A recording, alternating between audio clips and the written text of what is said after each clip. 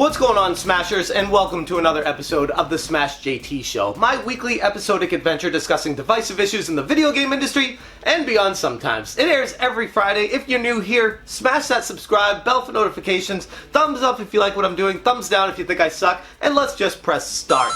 For this week's episode, it's gonna be a little bit different. I'm talking more about my own take on YouTube, why I do certain things, how I approach topics, and just to clear the air with some people out there that may have a bad impression of me. For the people that just straight up hate me, look, I'm sorry if you hate me. There's not really much I can do about that, except just keep making videos. I don't know why some of you keep watching me if you can't stand me, but thanks for the views, I guess.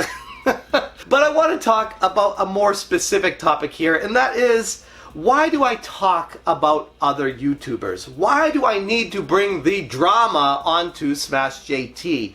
And the answer is kind of twofold. It's very complicated, but ultimately very simple.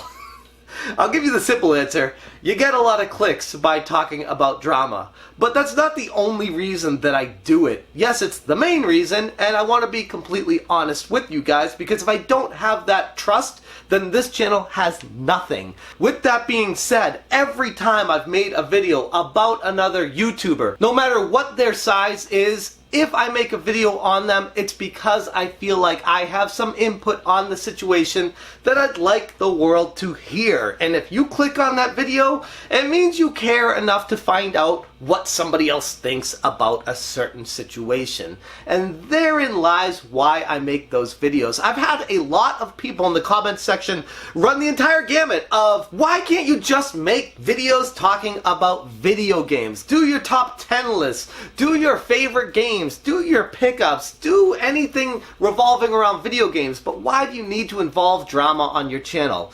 Biggest reason is, yes, like I said, the clicks, but the other reasons are, I enjoy talking about it. It's interesting, it's exciting, it gets me fired up, I have a passion behind it, and anything I want to talk about with this channel is fair game. That's why I love YouTube. If I have something I want to express myself on, I will do it. To the dismay of a lot of people out there, some people definitely don't like my takes I have on certain individuals, which is fine. We're all allowed to have our opinions. I'm not saying that my stance is the right one and you're wrong. I'm just saying this is where I stand on it. Take it or leave it. I'd love to hear where you guys stand on a specific situation below in the comments. Let's have a conversation and maybe come to an ultimate answer. Find some rationale that I might not have seen, or a different side of this, that an angle I didn't take. Anything that makes the conversation move forward into a better place. That in itself is the reason why I make videos about other YouTubers. I have other YouTubers make videos about me sometimes and paint me in a bad light. Do I care about it? No, not really. I think it's kind of funny, actually. And these two individuals realize either this is too hard or too difficult, or either I don't have the talent to make it doing this. Yeah, they just suck. And cultivating a toxic piece of shit audience, as I put both of them in their cowardly places.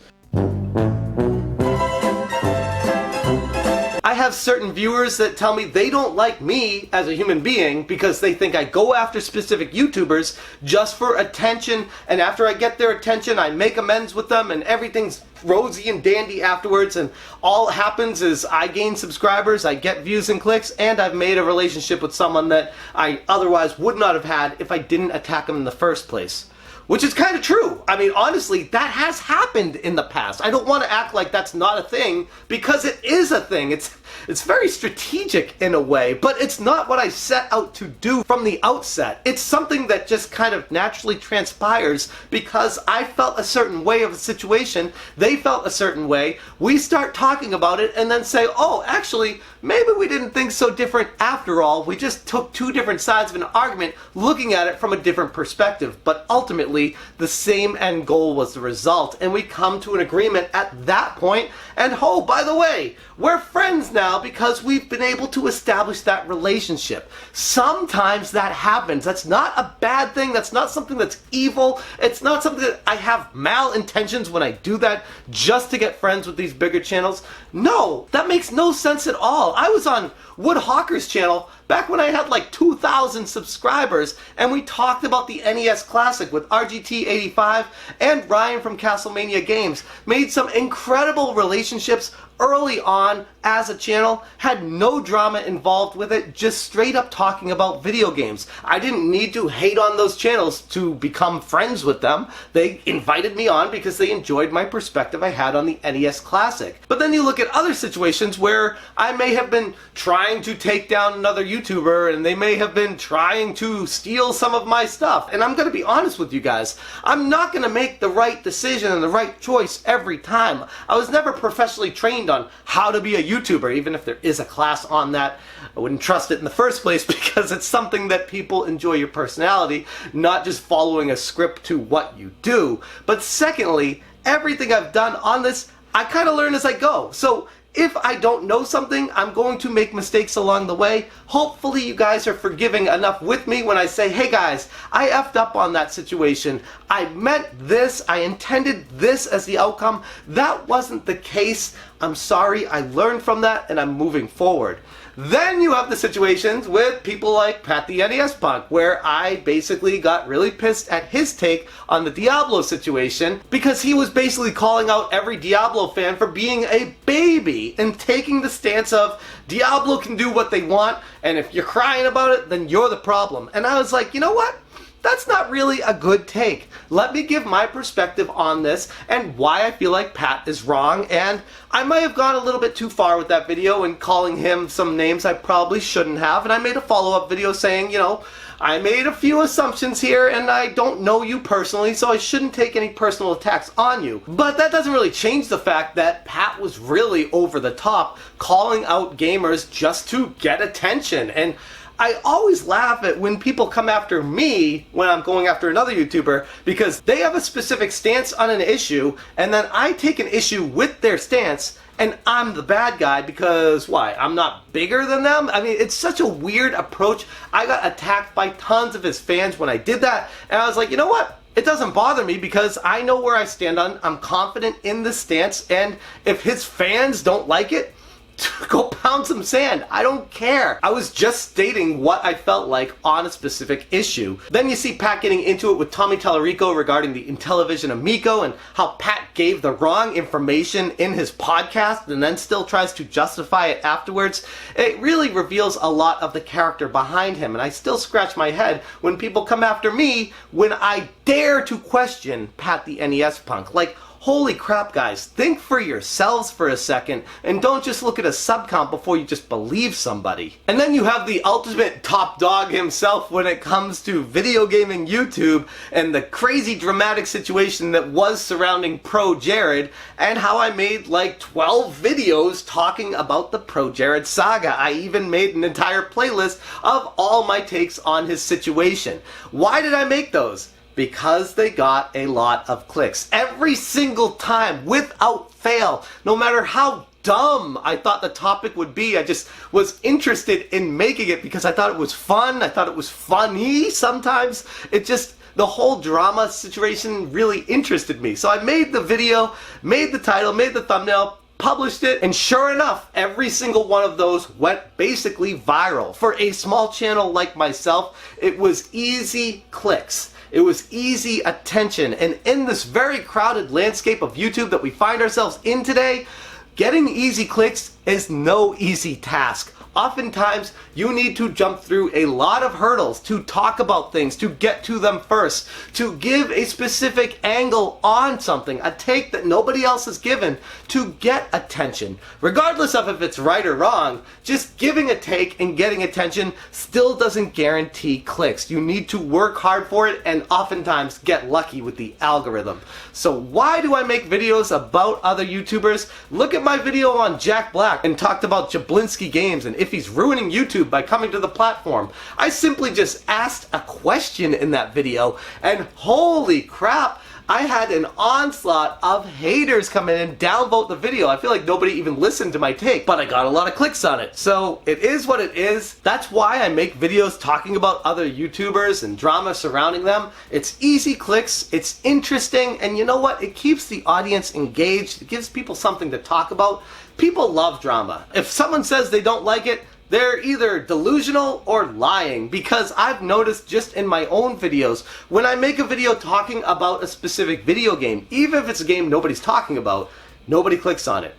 Like, at all. We're talking like maybe 100 views, 150 views. I make a video talking about ProJared, and boom, 10,000 views the first day. So you tell me, looking at those numbers, even if you're not a YouTuber, what would you make a video on, honestly? Now, some people might hear that and say, oh, I'm staying true to myself. I'm going to make videos on video games. Great.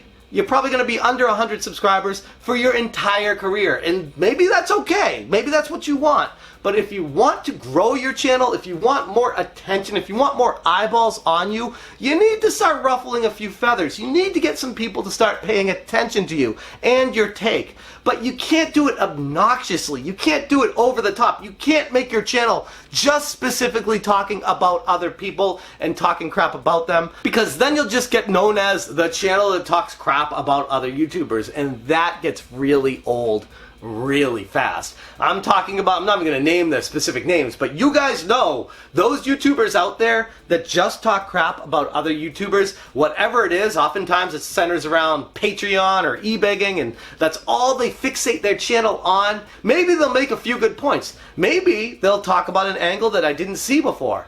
But honestly, when you notice that's all they do over and over and over again, it exposes them for being a fraud of this is all they know how to do. It's a very one-dimensional channel, and their shtick gets really old really fast. Like I said, you need to have some sort of variety, some sort of angle, some sort of truth to what you're talking about. If a viewer starts to see that there's some lies being made just to make the video, just to get attention, that's when it all starts to fall apart. You need to establish the bond, the trust with your audience, that every time you're going to say something, you mean it. You're not just saying it just to get attention. You actually truly have a passion behind it.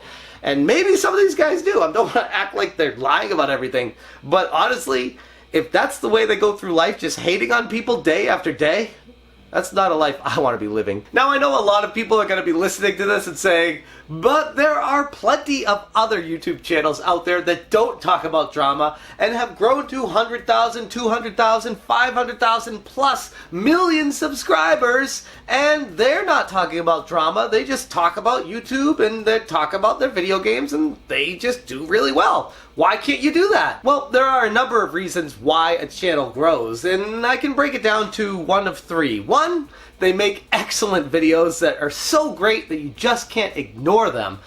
Two, they've just been around YouTube forever, so people know who they are, and they've seen them forever, so they're just comfortable and they're subscribed to them, so they've just grown naturally over time.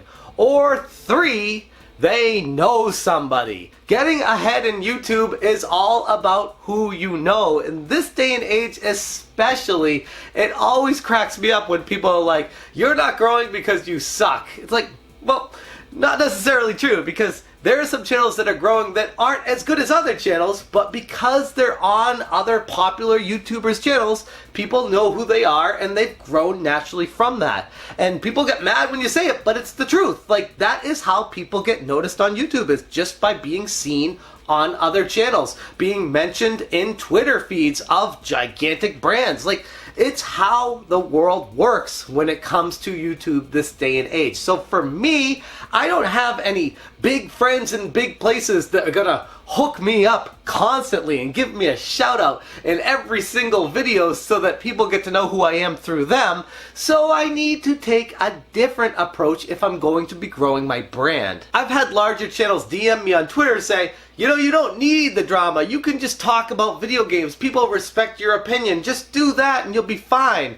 And these channels have been helped out to get to where they are. So it always cracks me up when I'm like, well, you're not helping me out at all, and you're giving me advice on how to run my channel and grow it a completely different way than you grew your own channel. So it's just kind of funny to me how a lot of people think in the background of how easy it is to grow a channel on YouTube, especially after they found success themselves. They look back and say, oh, just make good videos and you'll grow. yeah, maybe the old YouTube was like that, but it's not like that anymore. Did I have this on the outset of my channel when I made my videos at the beginning? No. In fact, the first year of making videos, I didn't talk about drama at all. And I didn't get any views on basically anything. The first insight I had on drama was when I started talking bad about the CD, and that video went viral. Holy crap. I was just a tiny guy that never got views on my videos, and I made that video, and boom! My channel exploded. So, take that for what it's worth. A lot of people might hate this because that's my approach.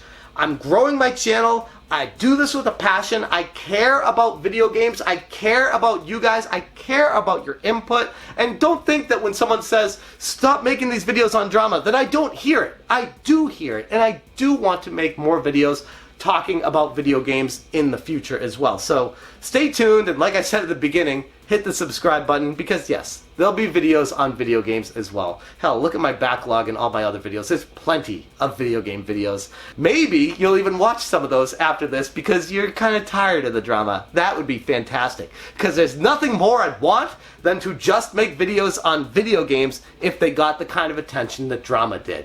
Anyways, that's where I'm going to leave that topic. Hopefully that answers the question you guys had as to why I make videos on YouTubers and why I have drama on my channel. Moving on to the smashing video of the week, I need to talk about Tarks Gauntlet, who I've highlighted in the past. He's been the smashing creator of the month last year, one of the most underrated creators on YouTube, and his video titled Looking Back at Dark Cloud really got me pumped up. It was a game that I think I played briefly when it first launched on the PlayStation 2, but never really got that into it. After watching his take on this, why this game was so special and a lot of areas that people might have missed in it, got me wanting to fire it back up in my PlayStation 2 after seeing it. Very well done video, and again, a hugely underrated channel on YouTube. He just crossed over 10,000 subscribers, and he deserves way more than that, so check it out. And that's where I'm going to leave this week's episode. As always on Fridays, I want to say a special thank you to all the Patreons listed next to me here. If you're interested in joining them for as little as $1 per month, I'll put a link to the Patreon right here. And if you're still not subscribed to the channel, you enjoy what I'm doing, hit the subscribe right there. And if you missed last week's episode, I'll put the link to it right here somewhere. That's all I got for you guys today. Thank you so much for watching, and as always, you stay smashing. Smash,